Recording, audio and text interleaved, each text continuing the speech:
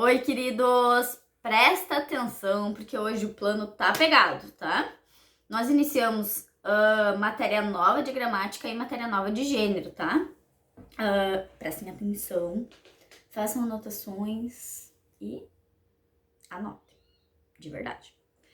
Nós hoje vamos começar a ver a literatura de cordel. Eu, particularmente, amo literatura de cordel. Eu acho que é uma literatura rica, assim, ó, estrondosa. Mas para que a gente consiga entender a literatura de cordel, analisar, amar ela, a gente precisa entender também, certo? A literatura de cordel veio de fora, mas aqui no Brasil ela tem as suas raízes, digamos assim, mais no Nordeste, certo? Então a literatura de cordel, gente, ela era vendida, ainda é, né, lá em cordões, tá? Por isso cordel. Então eles imprimiam manualmente esses cordéis, muitos ainda são impressos assim, e eles penduravam esses cordéis no cordão, tipo assim, sabe?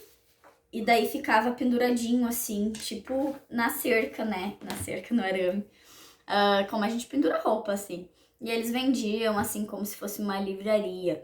E é muito rico, porque eles contam coisas da cultura deles, problemas, eles denunciam mazelas, né? Então tem muita coisa interessante na literatura de cordel. Um dia eu quero ir só pra ver como é de fato. O que acontece? As ilustrações da literatura de cordel, elas são feitas por xilogravura. A xilogravura é um tipo de impressão mais manual, como eu falei, né? E é tipo um carimbo. Então, eles têm ali o carimbo, né? E eles pintam e na folha e fazem aquela pintura que aos nossos olhos, assim, até parece mais grotesco. Gente, não coloquei um exemplo aqui, né, porque tomaria ali bastante espaço, mas a gente vai trabalhar uma parte só com a xilogravura, vocês vão poder conhecer. Então, possui muita essência cultural, né, assim, a gente conhece um pouquinho da cultura do Nordeste, porque eles falam de coisas e vivências deles, né, são baratos, né, o cordel, ele é barato, e por isso ele atinge muito público, ele não é uma coisa cara, de se vender, de se comprar. Por isso ele atinge todos os públicos. Os textos, então, eles geralmente são romances, né? Tem uma narrativa, tem uma descrição, personagens, histórias. Elas geralmente, essas histórias têm um problema que tendem a ser resolvidas.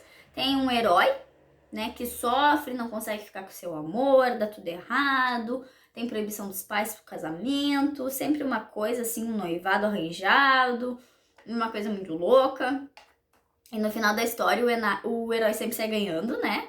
Caso ele não consiga realmente o que ele queria, há outra forma de equilibrar essa história. Então, digamos, quero casar e tal, mas ganhei um cachorro, né? Enfim, acontece alguma coisa ali que não tem um final triste. Geralmente não, né? Já ali, cordel que tem final triste sim, mas a maioria das suas características não.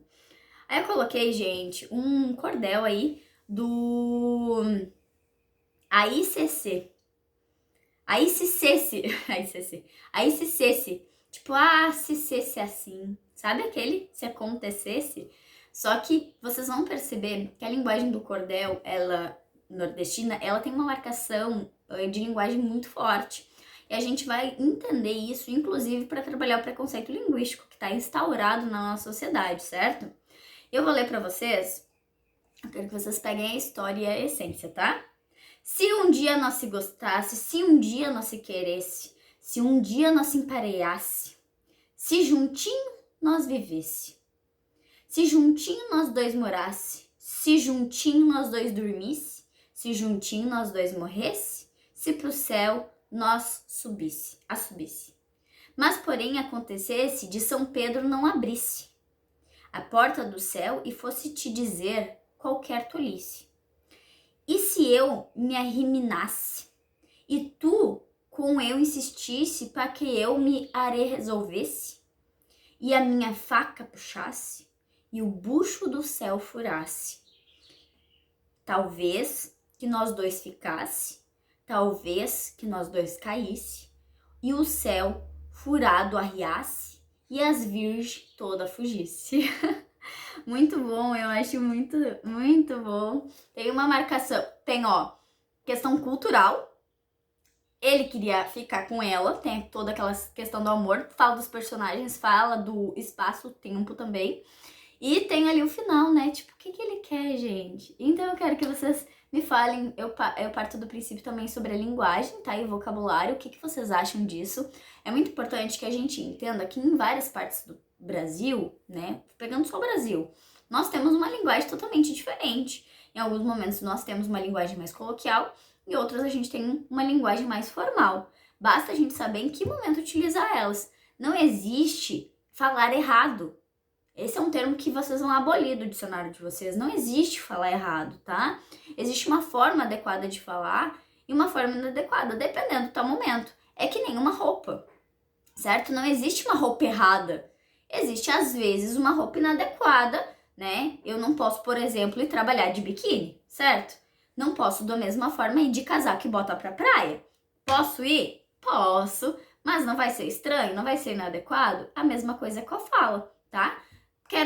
Se eu tiver gente no meu íntimo, com os meus amigos, em grupo de WhatsApp, e eu quiser escrever com gíria, sem acento, com abreviação, enfim, com marcações linguísticas, eu posso e tá tudo certo. Essa questão do apontar o erro, da onde surgiu isso, né? Então, quero que vocês respondam essas 4 questõezinhas sobre o cordel. E semana que vem a gente vai continuar estudando cordel porque é demais. Quero que vocês se apaixonem assim como eu. E aí a gente entra na matéria de gramática. A gente vai ver a derivação das palavras. O que é derivação das palavras? Nada mais é do que derivar palavras. Então, na língua portuguesa, nós geralmente temos uma palavra, que ela tem o seu radical. E dessa palavra, a gente monta várias outras palavras, com um acréscimo de letras à frente ou atrás. Então, por exemplo, a palavra chuva, né? Eu vou botar chuva, chuvisco, chuvarada. Se eu vou falar de pedra, pedra, pedreira, pedreiro, pedraria, pedrão, pedrinha, né? Então eu tenho várias variações, boa, né? Eu tenho muitas variações de uma mesma palavra. E eu dou significados diferentes, né? Por exemplo, pedreiro, eu posso estar falando de uma pessoa característica ali, né? A profissão. Como eu posso falar pedraria falando do lugar. Então, eu mudo a classe de palavra também. O que acontece? Nós temos a derivação prefixal. A derivação prefixal acontece quando eu coloco um prefixo na palavra. Como o próprio nome diz, vem de pré, né? Pré, o que a gente faz? A gente estuda primeiro, né?